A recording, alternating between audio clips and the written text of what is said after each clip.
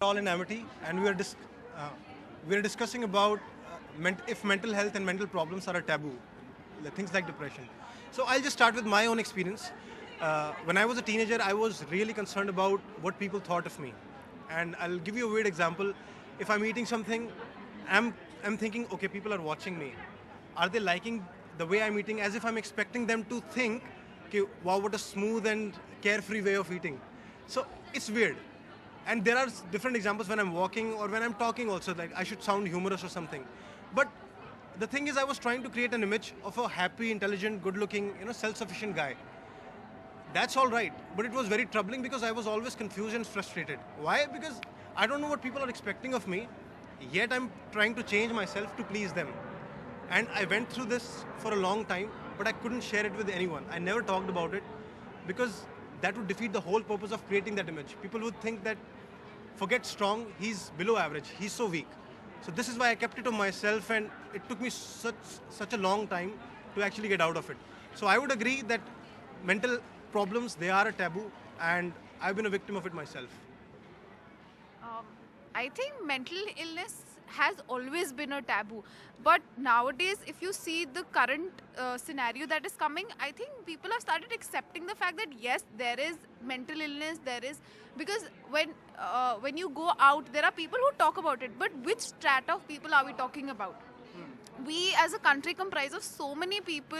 We belong to so many different strata. So which strata is it actually which is affecting the most of the population, and which is the population that is actually talking about mental illness?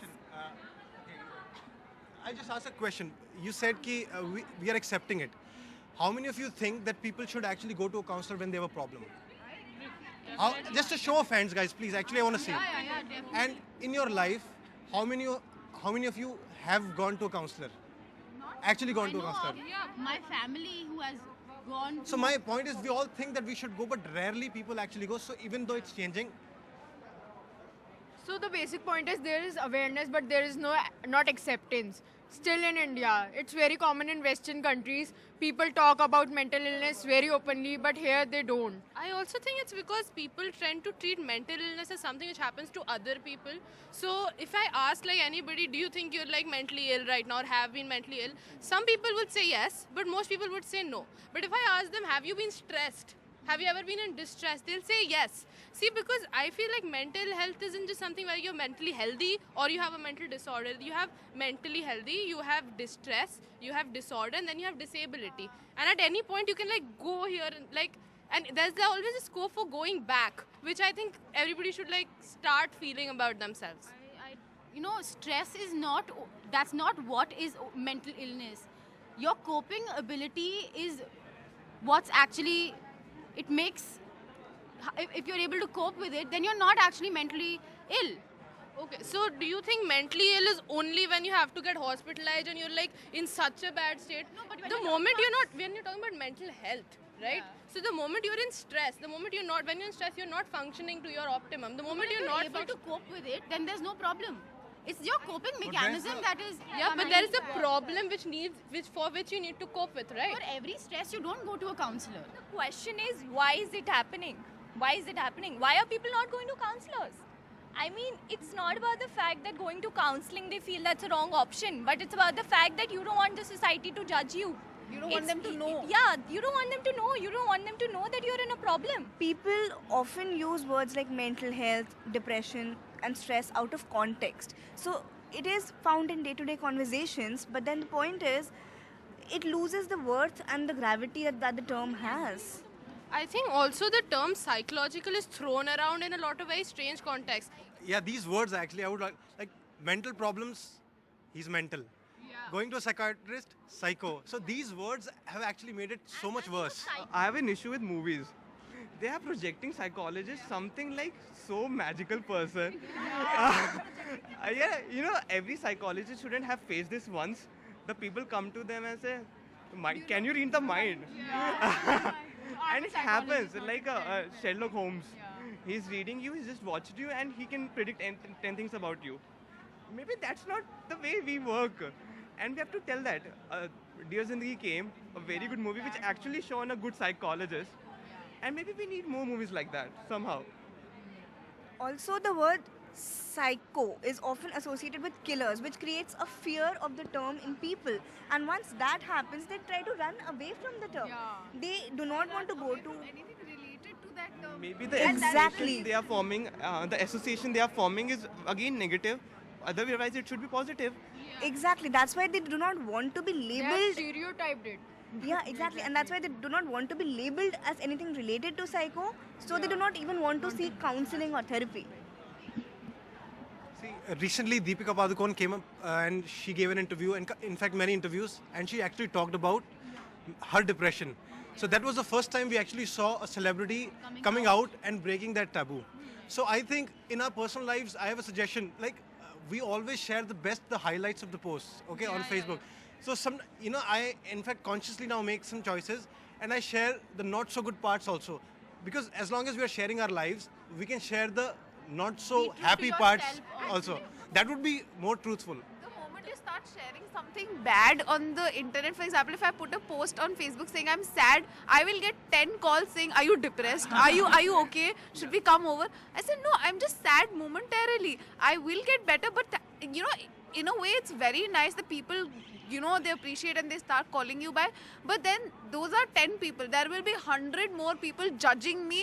That how could she making assumptions. Oh, she must have gone through a bad phase in her life, or something bad must have happened. I saw a status yesterday of a 10-year-old. She just had a breakup and she wrote, "I had a breakup, I'm depressed." Like, that's the terminology. I have an answer for that. A lot of time, I actually think that people are getting reinforcement, like the reinforcement reward for being called a depression. In some schools, when you're declared somehow, other people are calling you depressed, you might get leaves.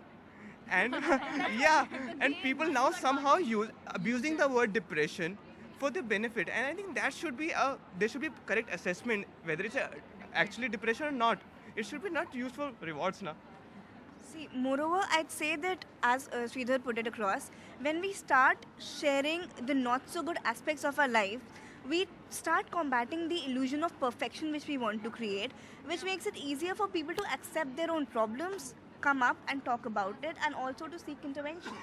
Actually, when it's a very good factor that when people who are celebrities, people who are famous, people who are in the limelight, and actually when you see these people are the representatives of our country abroad, people see us through them.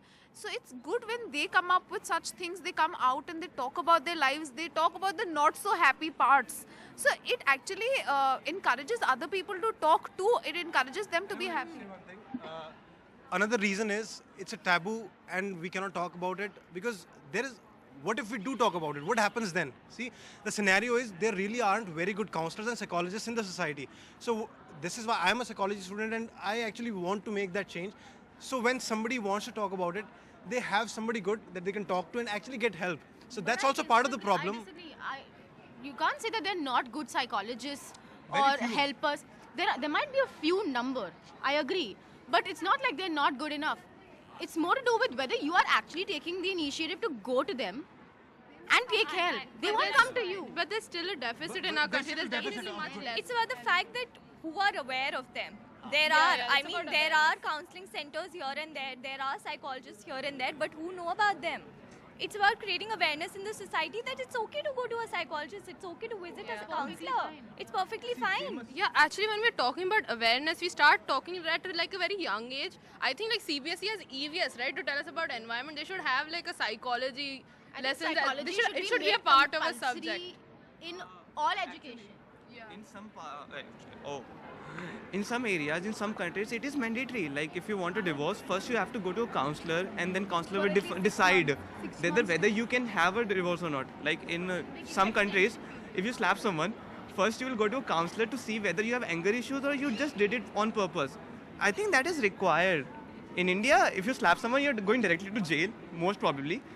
But I think the counselor should come in as an intermediator to think and judge about it. Yeah? See, that's a very good notion, but I believe even that is being misused somewhere or the other. For example, during my internship, there was a couple who were transgenders and they wanted to just embrace their own genders, but their family had brought them, they thought they are mentally ill per se.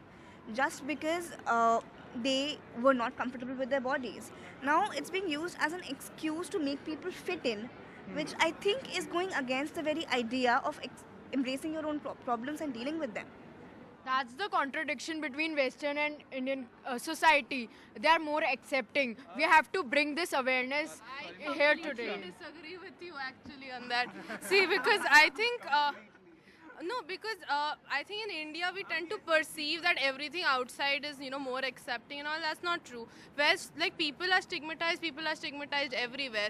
It's regardless of countries and races, and what we see on media, the actual reality is pretty similar. There might be differences, and what is projected and put in like media as the norm might not always be what it actually is. But won't you agree going to a psychologist in Western countries is normal and in India it's a taboo, still a taboo? Of course, I would agree with that because that's a different topic. What you were talking about, stigmas and genders, that I think is kind of similar all over the world. So I think it's time for us to actually conclude and see what I would like to say. I shared my experience also that yes, the taboo exists. I've felt that and I still feel it probably. And the change is slow and a lot of us need to do a lot of things to bring that change. Deepika Padukone is starting. We're the next people. Maybe one of us becomes a celebrity and then talks about it. So that's how we can probably bring change. But yeah, it's going to be slow and steady.